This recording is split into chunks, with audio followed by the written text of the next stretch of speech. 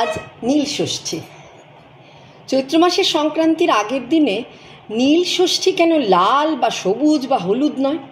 তা নীলকণ্ঠ মহাদেবের কারণেই এই নীল ষষ্ঠী, যিনি সমুদ্র মন্থনে উঠে আসা গরল নিজের কণ্ঠে ধারণ করে নীল হয়ে যান। আর তার সঙ্গে ষষ্ঠী জুড়ল কে? নীলের পুজোর দিন ষষ্ঠী তিথি তো নাও পড়তে পারে। আর ষষ্ঠী দেবী তো সন্তান রক্ষয়িত্রী, পুরুষ দেবতার সঙ্গে তবে ষষ্ঠী কে জুড়ল? বাংলায় আসলে নীলকণ্ঠ মহাদেব কখনো পশুপতি, কখনো কৃষি দেবতা, আর তার সুপ্রাচীন লৌকিক অস্তিত্ব থেকেই বৈদিক দেবতা হয়ে উঠেছেন তিনি নিজ মাহাত্ম্যে। গ্রামীণ লোকগাথায় শিবভক্ত বান রাজা অমরত্ব লাভের জন্য চৈত্র মাসের শেষ দিনে অনুচরদের নিয়ে নাচে গানে আত্মহারা হয়ে শিবের উদ্দেশ্যে প্রণতি জানানোর স্মৃতিতেই চড়ক পালন করেছিলেন। শিবলোক প্রাপ্তির জন্য নারী পুরুষ নির্বিশেষে সন্ন্যাসী হওয়ার কথাও রয়েছে। ধর্মমঙ্গলে রয়েছে রানী রঞ্জাবতীর ধর্ম ঠাকুরকে তৃপ্ত করার জন্য চড়ক পালনের কথা। সারাটা চৈত্র মাস সন্ন্যাসী হয়ে দোরে দোরে মাধুকরী করে সূর্যাস্তের পর সপাকে হবিষ্যান্ন খেয়ে সংক্রান্তির দিনে নীলকণ্ঠ মহাদেবের পুজোয় সামিল হয়ে তবেই উদযাপন এই চড়কের। মাটিতে পোতা চড়ক গাছটি হলো শিব, ভূমির প্রতীক স্বয়ং পার্বতী। প্রান্তিক কৃষিজীবী মানুষের কাছে চড়ক শিব পার্বতীর মিলন উৎসব। জমির উর্বরতা বাড়ানোর কামনাতেই শরীরকে কষ্ট দেয় তারা, কারণ একটাই, ফসল যাতে ভালো হয়। আসলে শিবলিঙ্গ হলো প্রজননের প্রতীক। কৃষিকাজে লাঙলের ভূমিকা ভুললে আমাদের চলবে না। লাঙল এবং লিঙ্গ দুটিই অস্ট্রিক উপজাতীয় শব্দ। প্রাচীনকালে চাষাবাদের জন্য মাটি খুঁড়তে লিঙ্গের মতো এক খোদাই করা পাথরের অস্ত্র ব্যবহার করা হতো, যা থেকে পরবর্তীকালে লাঙলের উদ্ভব। আর শিব যে কৃষি দেবতা তা বলাই বাহুল্য। অধিক শস্য উৎপাদনের জন্য সেকালে জমিতে শিবলিঙ্গ প্রথিত করে রাখত কৃষকেরা। আর ভূমি হলো স্বয়ং ধরিত্রী মাতা, যিনি পূজিতা হন আমাদের সারা দেশে ফার্টিলিটি কাল্ট রূপে। এই ভূমি মাতা এবং পুরুষরূপী লিঙ্গের সমন্বয়েই হলকর্ষণ হলে তবেই শস্য ফলবে, এমনই হয়তো আশা ছিল তাদের। শিবের বাহন বলদ বা ষাঁড়, যা কিনা যন্ত্রযুগের বহু আগে জমিতে লাঙল চষার জন্য ব্যবহৃত হতো।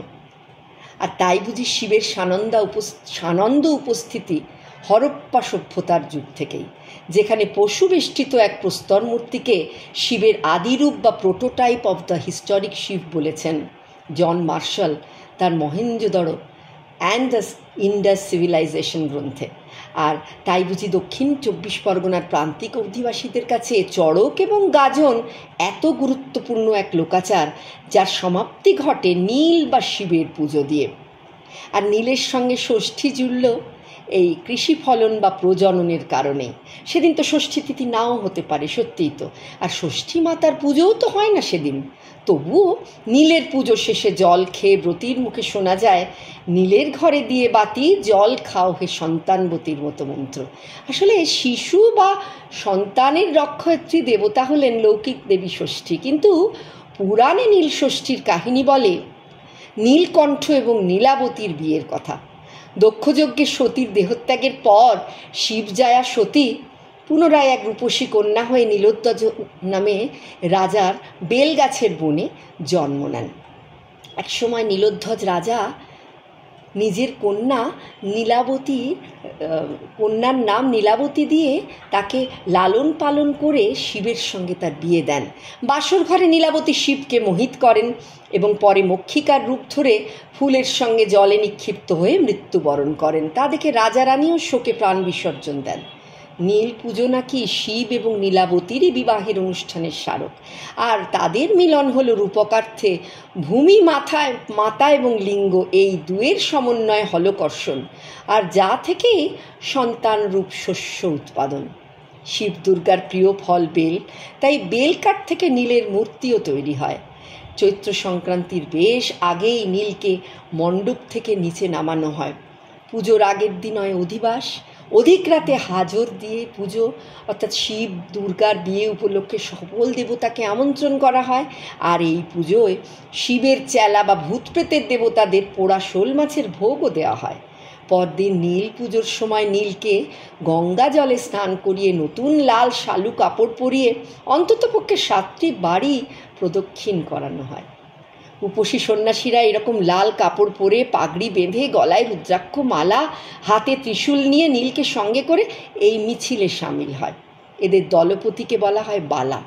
এদের সঙ্গে বাজতে থাকে ঢাক, ঢোল, বাঁশি আর কাল্পনিক শিবদুর্গা সাজে সঙ্গেরা।